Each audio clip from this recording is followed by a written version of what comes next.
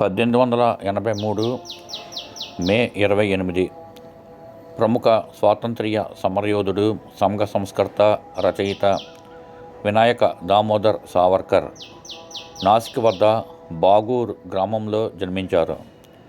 స్వాతంత్ర్యోద్యమంలో వీరి పోరాటానికి ఆగ్రహించిన బ్రిటిష్ ప్రభుత్వం 1910లో వీరికి అత్యంత కఠినమైన 50 సంవత్సరాల కాలాపానీ శిక్ష అంటే అండమాన్ సెల్యులర్ జైలు విధించింది. కాళ్ళు చేతులు సంకెళ్లతో బంధించి ఒక ఇరుకు గదిలో అత్యంత అమానవీయ మరుగుదొడ్డి, బెడ్రూమ్, లివింగ్ రూమ్ అన్నీ కలిపి ఒక్క గదే. ఇలాంటి అమానవీయ పరిస్థితిలో ఖైదీలు ఉంచబడిన జైలే అండమాన్ జైలు. జైలులో ఉన్న ఇతర ఖైదీలను చూసే మాట్లాడే అవకాశం కూడా దాదాపుగా ఉండదు. గానుగలో ఎద్దును తీసి ఎద్దు బదులుగా ఖైదీల చేత పని చేయించేవారు. సరైన ఆహారం పెట్టేవారు కాదు.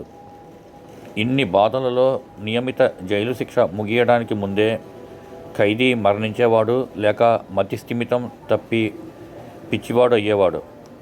బ్రిటిష్ వాడికి కోపం వస్తే నిజమైన స్వాతంత్ర్య సమరయోధులను అండమాన్ జైలుకు కానీ, బర్మాలోని మాండలే జైలుకు కానీ పంపించి కఠినంగా శిక్షించేవారు.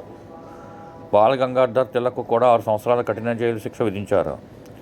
విప్లవ వీరులైన స్వాతంత్ర్య సమరయోధులను ఏనాడు కూడా స్టార్ హోటల్ సౌకర్యాలు గల ఆగాఖాన్ ప్యాలెస్లో కానీ, బిర్లా ప్యాలెస్లో కానీ ఎప్పుడూ శిక్షించలేదు. సాధారణ వ్యక్తులు ఎవరికైనా కాలాపానీ శిక్షతో జీవితం విషాదంగా ముగిసిపోయేది. జైలులో 14 సంవత్సరాల కఠిన శిక్ష అనుభవించిన తర్వాత బ్రిటిష్ ప్రభుత్వానికి వ్యతిరేకంగా ఏమీ మాట్లాడను అనే హామీతో జైలు శిక్షలు తప్పించుకుని దేశానికి సావర్కర్ తిరిగి వచ్చారు. ఈయన 1966 ఫిబ్రవరి 26 తేదీన బొంబాయిలో మరణించారు. వాట్సాప్లో సేకరించి అందించిన వారు శ్రీ వజ్జల శ్రీనివాసులు గారు. వారికి ధన్యవాదాలు. భారత్ మాతాకి జై.